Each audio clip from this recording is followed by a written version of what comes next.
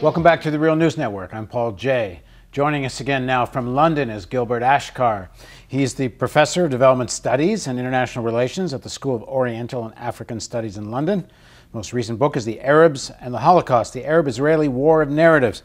Thanks for joining us again, Gilbert. Thank you, Paul. My pleasure. So we left off, if we step back again and sort of take a big picture look, it's about oil and strategic control of the Middle East, such an important piece of the puzzle if you want to have the dominant position in the globe.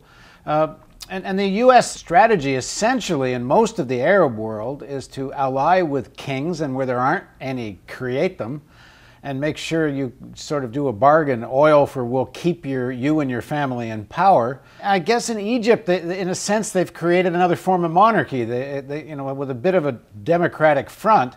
But essentially, whoever is the head of the military or gets maneuvered to be elected president becomes like a king, and you have a 30-year reign of what amounts to King Mubarak. You think that's a fair enough description? Yes, but I should say that this isn't exactly or necessarily what the United States would prefer. They would prefer forms of circulation of power, if one could say, where you don't get into such situations as the one you have now in Egypt. And they have been having some trouble with Mubarak for a few years. There have been some tensions between the U.S. administration and the Mubarak regime already in 2005, after the Bush administration invaded Iraq. And when the big lie of the weapons of mass destruction was revealed, they had to put forward some different rationale for the invasion. And that's where they brought this idea of democracy promotion in the Middle East. And so in the year 2005, they put some pressure on their allies in the region to do some changes. And the result was in Egypt that under US pressure, Mubarak opened some space in the parliamentary election for some degree of freer elections than the previous repeatedly completely fraudulent elections that existed in the country, and also turned the presidential contest into one through a popular vote and a plurality, so-called, of candidates, although here he was much less generous in the opening than what he did at the level of the parliament. The 2005 election was, in a way, Mubarak's message to the United States in saying, if you keep exerting pressure on me for more democratic opening and more democratic space, that's what you get. That is, the Muslim Brotherhood will seize power through elections because they have a strong popular support. And as a result of that, indeed, the Bush administration stopped its pressure, the kind of pressure statements and the like they were exerting until then over Mubarak in that direction. Is there any question that whether or not the United States wanted the military to remain the dominant power or not? For the United States, military control of power in Egypt is crucial. It's absolutely crucial. The fact that they fund the Egyptian army is there to prove it. That is, for them, it is through the Egyptian army that they control the country, that Egypt is firmly in the U.S. camp, is a firm U.S. ally in the region, one of the countries on which the United States can rely in case, for instance, you have, and that's a major worry for Washington. Imagine you have some upheaval in the Saudi kingdom. It would be very difficult for either Israeli or American troops to go in the kingdom because of religious reasons and the rest. And here comes the importance of the Egyptian army as an ally. It seems to me this is a critical point that doesn't get talked about very much.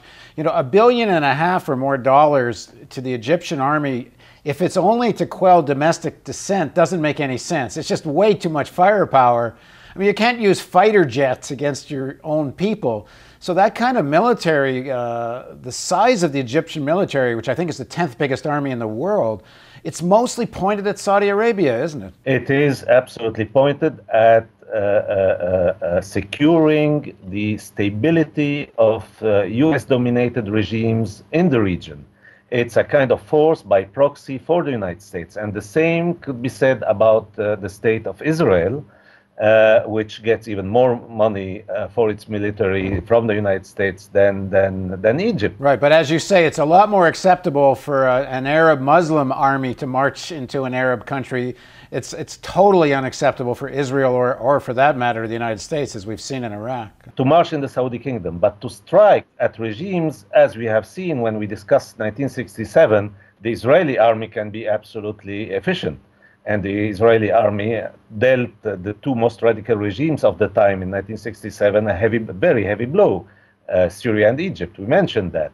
So Israel is very important, and ever since the mid-60s, when the United States were compelled to evacuate the base it had in the Saudi kingdom under the pressure of Arab nationalism and of Egypt mostly in the early 60s, gradually Israel became the key strategic asset for Washington that we know now. But this started in the mid-60s. It wasn't the case in the 50s or in the early 60s. And in the 70s, Egypt was added to that. Its importance was enhanced by the Iranian Revolution. Autumn 1978. Anti-Shah demonstrations had grown to such proportions that the Shah declared martial law in most of Iran's cities. The crowd shouted death to the Shah. Among the despised symbols of their monarch, the marchers raised pictures of the Shah's antagonist, the bearded, fierce-eyed holy man, Ayatollah Khomeini. The preoccupation in Tehran still seems to be over whether the Shah would leave Iran once a new civilian government is formed. Hello. Hello. Happy New Year. The Empress took charge, shepherding the photographers outside for pictures. In undergoing this obviously painful meeting with the news media, the Shah seemed to be saying, here I am at my palace, and here I will stay.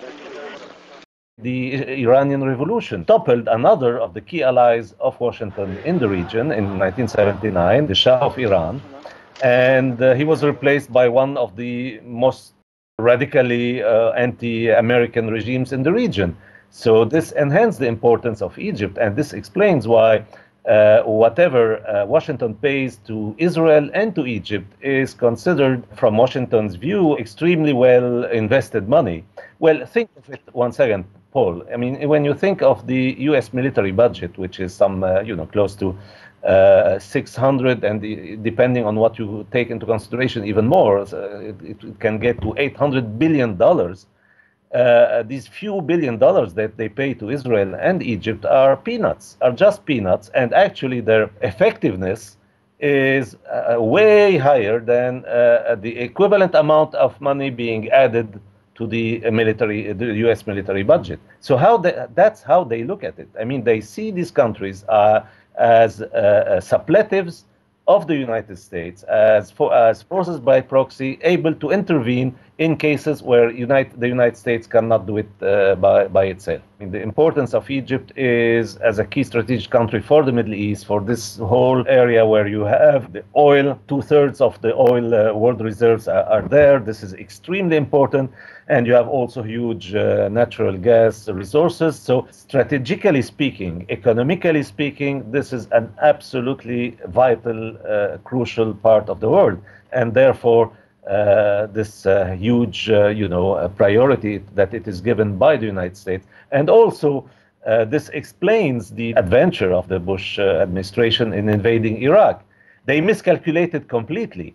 But we shouldn't forget that the invasion itself, the principle of the invasion itself, had a kind of almost total bipartisan support, with maybe one exception. That's because at the level of the American establishment, there is a consensus about the strategic importance for the United States of control over this part of the world. Now, it backfired with Iraq. It was a big failure, but that's another story. So the importance of Egypt is here. And actually, the United States failing in Iraq in the way we have seen and we are still witnessing, Egypt's importance was enhanced. And that's why also Washington, moderated the kind of pressure it used to exert on Egypt over the last few years. And Mubarak felt free in the last parliamentary election, that was in November and December, just very recently, to go back to the previous pattern, and even worse, actually, of completely rigged elections, completely fraudulent elections. One very obvious indication is the fact that Muslim Brotherhood went down from 88 seats in the previous parliament to 1, the present one. We had a story that we ran on the Real News that depicted one area where the election took place, and they simply wouldn't let pro-Muslim Brotherhood people vote. They wouldn't let candidates run. And the whole thing was rather a farce, which I guess was one of the things that helped lead to this current explosion. So please join us for the next segment of our interview with Gilbert Achcar. And this time we will get to the most recent explosion. Thanks for joining us.